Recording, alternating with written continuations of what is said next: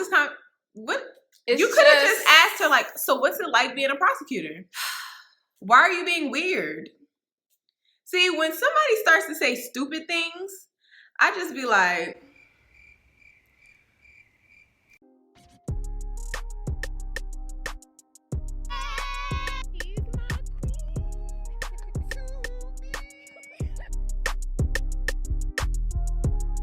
Hey guys, welcome to our channel. I'm Sugar, this is Spice. And today we're going to be reviewing Ready to Love Season 4, Episode 2. But before we get into that, we're going to celebrate our 100 subscribers! We just want to say thank you so much. We appreciate you. We appreciate you subscribing. We appreciate you following us on Twitter and Instagram. We appreciate you engaging with us in the comments. All of that, the likes, everything. We appreciate you guys so much. Thank you for 100 subscribers. Also, we want to shout out our subscriber of the week. Listen, girl, I'm so sorry. My name is difficult, so I feel the pain. My name is difficult too. So I do not like to mispronounce anyone's name. I'm going to say it's Zahira. Now, if we're wrong, correct us in the pronunciation in the comment section. I will shout you out every week till we get it right. Right. Okay? just correct us, girl. But thank you for your interaction. You've been commenting and, you know, talking back and forth with us for a while now. So we just wanted to say, hey, what's up, girl? And we appreciate you. Also, for the rest of you guys, don't forget to follow us on Twitter and Instagram at sugarandspice88. While you're at it, make sure you hit that subscribe button down below and hit the notification bell so you can get notified whenever we release a brand new video.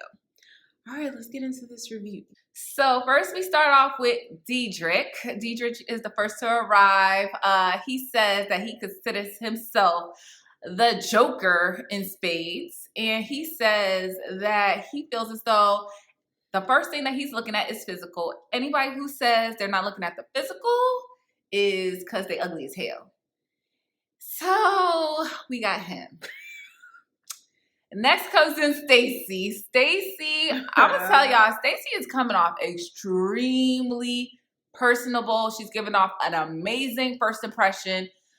Last video, I told y'all I don't care for Stacy. I still don't, but she's serving. Like, beautiful red dress. She introduces herself. She says that she was in a relationship for 17 years. So, but she thinks of herself as a player in a former life. So she's out here. She's ready. So next person is David. David walks in and he's just, you know, being nice, being personable, introduces himself. Stacy says, they hitting me with the double D's. We're like, okay. Next person that comes in is Bernicia. I like Bernicia. Y'all can tell. If y'all can't tell, I like her. Stacy says Bernicia coming through with the magenta, and she's looking great. And both men seem to like Bernicia as well. Then we have Troy. Troy is not my favorite. No. So Troy, in his little confessional, he says, you know, a lot of people mistake my confidence as arrogance, but I ain't arrogant though. But then you proceed to say, who wouldn't want to spend some time on an island with me? With all of this? Huh? So next, everyone else starts making their way in. Chrysanthemum. Trying to say the name right. Right. Apparently nobody can, but...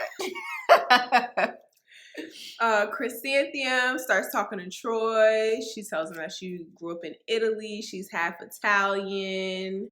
Then walks in AJ.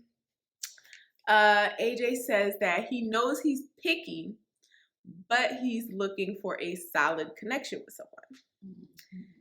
Now, when AJ come in, Stacy say he's over there looking like a Mr. Goodbar, and I want to bite.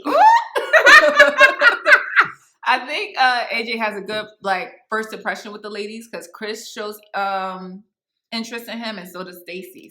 Bernicia asks AJ, do you have kids? He says, well, no, but I do want some.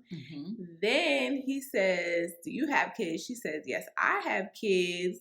And he says, well, do you want more? And she says, oh, the kitchen was closed.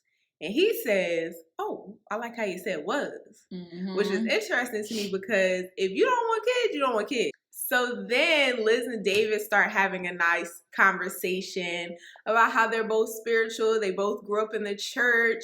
Liz says that she actually was in a gospel singing group and she traveled the world with them. Then they start talking about their favorite gospel artist, Hezekiah Walker. Love me some Hezzy. You know, they started talking about, who else was it? John P. Key and Commission. I was like, oh! Because I grew up in the church. I love Commission. If y'all don't know who Commission is, go look them up. That's the group that Fred Hammond was in before he became a solo act. He was in Commission. But anyway, I digress. So, you know, I enjoyed that conversation personally. I was in there like, okay, high five. I know that's right, John P. K. All right now. So, then David says that he really enjoyed their conversation. He likes that they both have that connection with growing up in the church and, you know, being spiritual.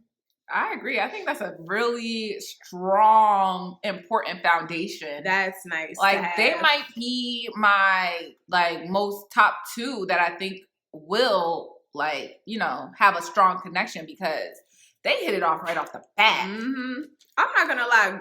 Growing up in a church is a very specific experience. Yeah. Like, it's a very specific experience to be able to share with somebody. So that's why I was in a conversation like, right? I could see them. They seem like they really like each other. I could see them getting along and pairing up nicely. So then we move into Khalil. Khalil, in his confessional, he talks about, you know, being in toxic relationships. He says, you know, I've been in a lot of toxic relationships, run into a lot of mean girls, but you know, our men love mean girls, implying that they have good box, which is yuck. Yeah, Khalil, you know. He was in the short interview, in the introductory episode, he presented himself like, oh, I'm just this good, nice, wholesome teacher. Yeah. And I like to teach my students about the world around them, to prepare them for the world. And, you know, I'm just loving and caring. And then he came in there all creepy, creep. Right. I don't know what happened to Khalil. Yeah, we were wrong about way Khalil. off with Khalil. Yeah. He has an interaction with Tressa. Tressa is like, the swag just wasn't there. It was very awkward, just not really clicking kind of, you know, interaction. So yeah. As soon as he started having conversations, I was able to see why he's still single. Yeah. So Khalil is having a conversation with Tressa. Tressa tells Khalil and that she's a stand-up comedian. Jason hops in on the conversation. He's like, oh, you're a stand-up comedian? I like her already. She can make me laugh. That's great. And he kind of pulls her away to the side. I was like, yeah. Oh, Jason is assertive. Didn't see that coming. Listen, we said in our last video all about the men's, we said Jason didn't seem confident. He didn't seem like he was assertive. He was kind of too laid back, but to prove us wrong. And then Kyra comes in. Yo! And she starts talking to them. He ain't give Khalil a chance. Oh, hold on, Tress. Excuse me. Come on, Kyra. Come on. Pulls her away. I was like, well, damn. Good Lord. Okay, Jason. So then in Kyra's little interview, she mentions that, you know, she will show interest, but she will not do the pursuing, which I agree with. I don't feel like, you know, every situation is different, but I'll say most of the time, I don't feel like the woman should feel the responsibility to go after a man. Definitely show that you're interested and, you know, bait them, but allow them to do the pursuing. Because I feel like it really does set the tone for the relationship. And here go Jason. Jason is pursuing. So I feel like most men, well, that I know anyway, they would rather do the pursuing anyway. So then nephew Tommy brings the group together and he says, y'all notice it's only 19 people here, you know, 10 women and 9 men. And then he does the big reveal that Chris is back. He seems to get a really great response from the women. They love Chris. They love him. So I feel like this might work to his advantage that he kind of was, I don't want to say dogged out last season, but he was kind of like dismissed. So I think for the women, like they may feel for him. So I think he'll do good and make it pretty far this season for sure. Even one of the guys, I believe it was Ronald, he said that, oh, I don't know how I feel about this. Chris kind of has an advantage. He's kind of already like a little bit of a celebrity. Yeah. All the ladies are kind of flocking to him. They've already seen him on TV. It's they true. kind of already know him. So he kind of has like a one-up on the rest of the guys. It's true. So then we cut scene to Alexis talking to Jason. Now, Alexis says in her confessional that she actually already knows Jason, that Jason was her son's basketball coach. So she's talking to Jason and she's in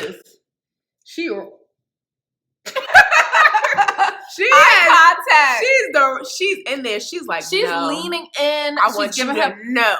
I said from the first time I saw you in the parking lot, I like him. I was like, ooh, she did not hold back. Alexis was putting it on strong, but very much so. Jason seems to like it.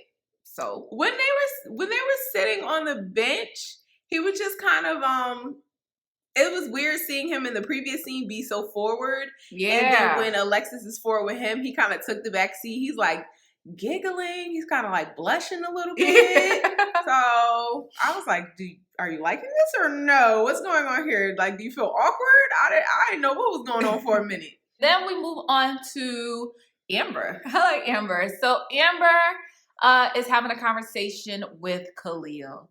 Amber gives us a little intel about her. She tells us that she's an alpha woman. She says that she's not the type of person who is emotional. She's more of a logical. And men don't really like that. Men really like an emotional response.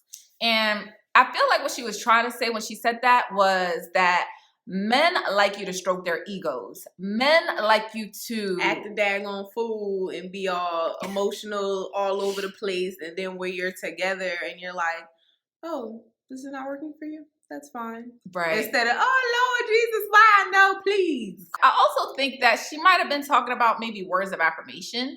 Like maybe some men really want you to say like, oh, yeah, you look really nice today. Ooh, you're so handsome. Yeah, I like your haircut. Ooh, I like your beard. And not for nothing, that is a love language. So there's nothing wrong with a man wanting that. But some women just aren't very complimentary. So sure. Yeah, so that might be it too. So then we cut to a very weird scene, Khalil being weird again. And he's sitting down talking to Amber. And I feel like I identify with Amber in this moment because you can just tell she's like completely checked out of the conversation. She's just like, I really wish you would get away from me right now because what are you even talking about? So Khalil says, oh, so you're a prosecutor? So you be locking us up? And when he said us, I took that as our people, like us.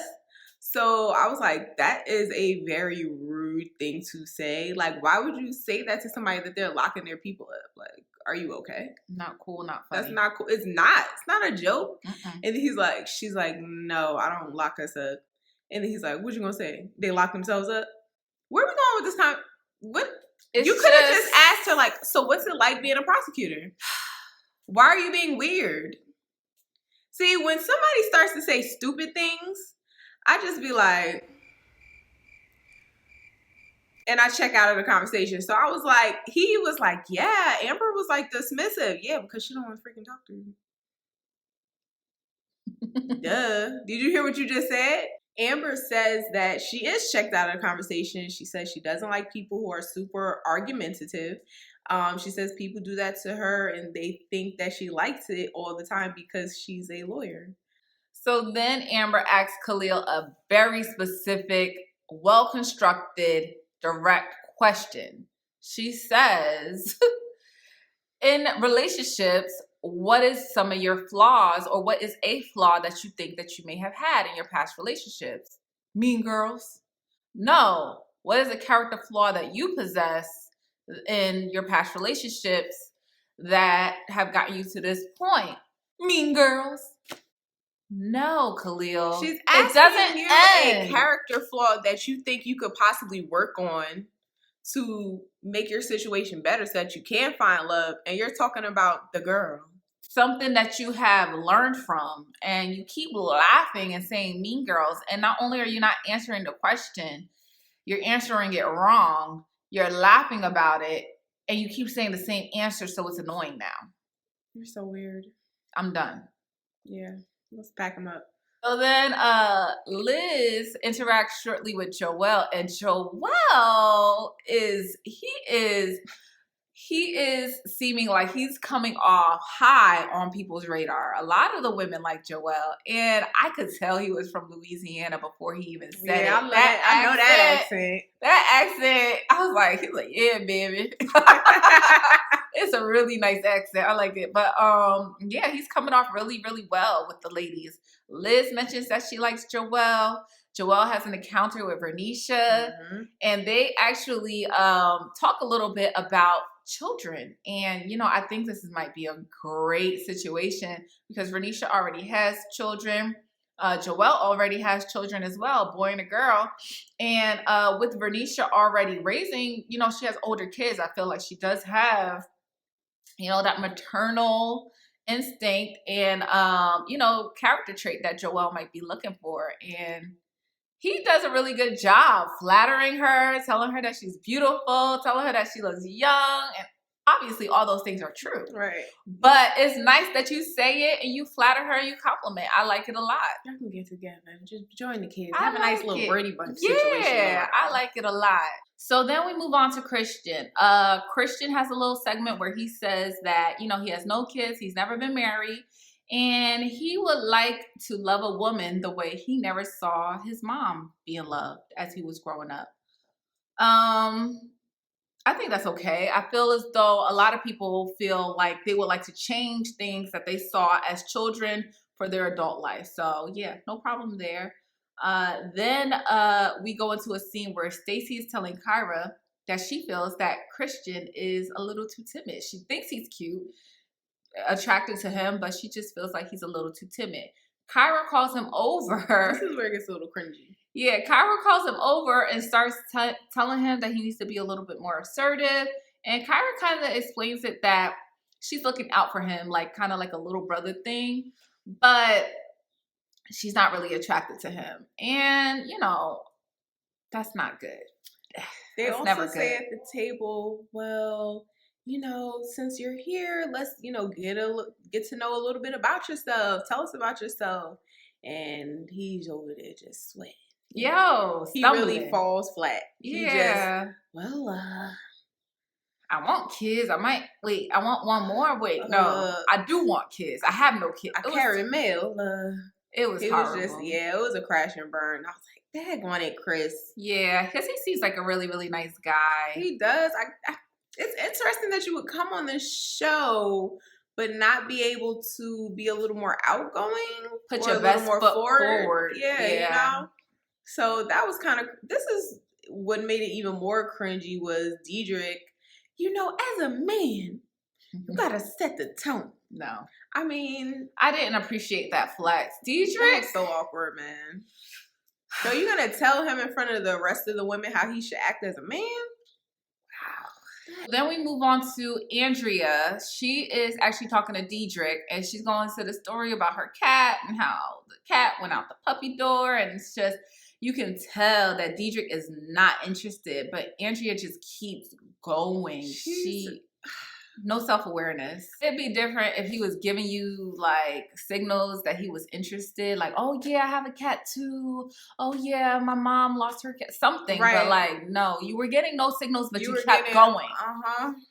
He even did one of these. He was like, okay, all right, now kid, yeah, meow. All right. Like, she was dragging that cat conversation. She was. So then Tommy, he decides to go around, make his rounds, and he asks the women who they are feeling. So we have for Joelle, Kyra likes Joelle and Vernisha likes Joelle. For Jason, we have Kyra likes Jason and Alexis likes Jason. And for Diedrich, we got Stacy and Andrea that likes Diedrich. And then for AJ, we find out AJ pretty much is leading the group. We have Alexis likes AJ, Stacy likes AJ, Chris Anthium likes AJ, Ida likes AJ, and Tressa likes AJ. For Chris, we have Amber and Liz. They like Chris. And for Troy, we got Amber likes Troy, Chris Anthium likes Troy. And last, we have David. For David, we got Liz that likes him, and Chris Anthium likes him as well. So that's what we got for the guys that are leading the pack right now. As far as who they don't like, the first one is Khalil. We got Kyra that don't like Khalil. Bernicia don't like Khalil. Chris Anthium don't like Khalil. And Andrea makes a point to say, and Andrea makes a point to say that she hasn't talked to Khalil, but if she don't talk to him, she don't feel like she's missing anything. At that point, Tommy brings everybody together and they decide who is going to go home. And surprise, surprise, it's Khalil. I felt Khalil needed to go. We ain't gonna miss you. Have a nice day. Definitely not. So after that elimination, people are a little shaken up. They're nervous. So Alexis feels like she needs to get to know more people. So she decides to see what Troy's all about. She starts talking to him. They have a little exchange. And then Troy goes into his little confessional. And he says he has a signature move. His signature move is a kiss on the cheek. Oh my God. And Alexis, in her confessional, she says that she feels as though Troy is coming off really mature, and that she feels that because he's older, that he'll be mature. And crap.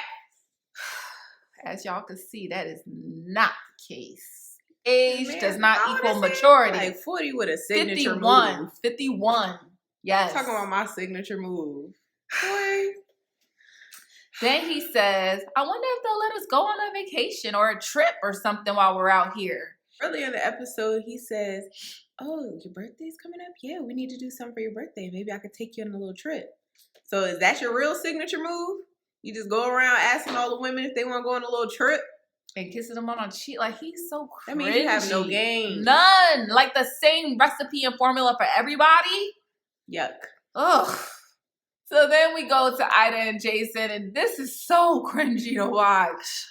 Ida is just talk, and Jason is trying to be as polite as possible. I feel like Ida will learn something from this when she goes home and watches this, because a lot of people don't realize their little tics. I don't know if she was nervous maybe, but she was just talking. They don't have self-awareness. And talking. Right. And like not picking up any social cues that he's like completely bored in a conversation. He wants to run for the hills. Yo. Just take a hit. Just like sometimes in life, and then like I like Cheerios. And then do you drink almond milk? And I was like, girl. And I was bored through the TV, so I can only imagine what he was going through. Oh, and it's edited for us. So he probably was there for a minute. 45 minutes. Oh God. Poor Jason. And then we move to AJ and Kyra. AJ and Kyra actually pulls AJ over, and I'm just like, oh my gosh. So she brings it up. She brings up the date. And she says that, she was a little taken aback because she really didn't, like, it wasn't just what happened. It was how he also reacted after what happened. Because she tried to bring it up, I guess, when she called him afterwards, and he kind of tried to make it like it was like her fault, like, Got a little snippy with her. Yeah, like, well, women always say they don't want a traditional man. See, that's what we're not going to do. What you're not going to do is have financial troubles, right? Right. Have me on a date. Not have me aware of your financial troubles and you be embarrassed. Instead of you just saying, look, I'm gonna just keep it 100 with you. My card this ain't the right card. This is, come up with something. But to try to make it seem like it's my problem or my fault or I did something wrong, like really it's just you're embarrassed. Right. He want to say everybody wants to talk about independent women until it's time to pay for the date. Like that's how I felt like the conversation went. But it was just you was broke. Right. Just say and you you could have know. just said It's all that. right. Yeah, and could have been like, yo, I am so sorry. This is so embarrassing, whatever the case may be. So I completely agree with Kyra.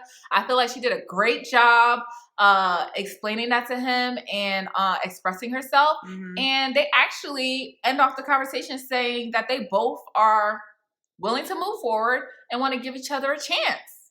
So I think that's great. So then we go into this scene where Ronald and Andrea is a flight attendant. So, and I guess they both say that they do want kids in the conversation. And Ronald takes it upon himself to say that she's going to have to be a stay-at-home mom because of her profession. The way he was like, I know that might be your passion and all, but it's not going to work for us. Excuse me? Oh my God. I just met you. What are you even talking about? So after Ronald tells Andrea that, you know, I just think it'd be better if you be a stay-at-home mom, she was like, so you mean like temporarily, like maybe like during the developmental years, you know? He says, oh no, I don't do temporary. I mean like forever. Right. You just imposed your views on her. Right. You're like, no, this is what you're gonna do. This is what you're gonna have to do. Just met her like 4 hours ago. Yeah. It's very strange. Very, very strange. Then Christian and Kyra have an exchange, a very awkward, weird exchange where Kyra kind of says that she is thirsty and she's gonna go get a drink and asks Christian if he wants anything. Christian said, yeah, I'll have a drink. He says, yeah, I'll have a drink. Then he says, wait, hold on. I'm supposed to get you the drink. So then he goes. Poor Christian. Poor Christian. Christian goes to get the drink, and then it's like a weird. I don't know if it's edited. I don't know what happened, if we missed something, but Kyra dips out. Christian has the drink in his hand. He's like, oh, okay, let me just follow you. It was really weird. I was like, did she slide on him? Did she just walk out on him? What just happened? So then Tommy asked the men which of the women that they like. So, we'll start with Amber. Jason likes Amber and Troy likes Amber. We have Alexis. And for Alexis, we got Jason likes Alexis, Troy likes Alexis, and Chris also likes Alexis. We have Diedrich, who really, really likes Stacy. So there's a strong connection there. And Christian also likes Stacy. Now, people could not say her name right, but she was the leader of, you know, the pack here for the men. For Chrysanthemum, we have Joelle likes Chrysanthemum, Ronald likes Chrysanthemum, David likes Chrysanthemum, Troy likes Chrysanthemum, Chris likes Chrysanthemum.